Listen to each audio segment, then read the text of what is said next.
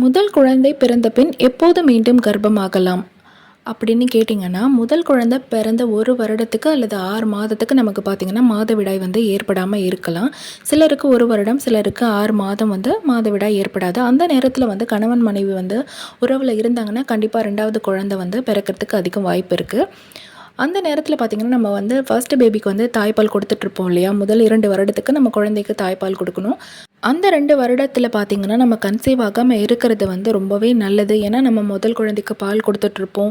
நம்மளோட உடம்பும் அப்போ தான் கொஞ்சம் கொஞ்சமாக ஹீல் ஆகிட்டு வரும். அந்த நேரத்தில் நம்ம முன்னாடி இருந்த மாதிரி நம்ம உடம்பு நம்ம பேச்சை கேட்காது.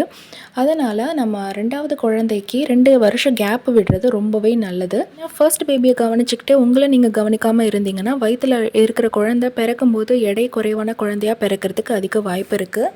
ஒரு வேளை கன்சீவ் ஆகிட்டிங்கன்னா கண்டிப்பாக நீங்கள் ஃபுல் ரெஸ்ட் எடுத்து நல்ல ஆரோக்கியமான குழந்தைய பெற்றெடுங்க.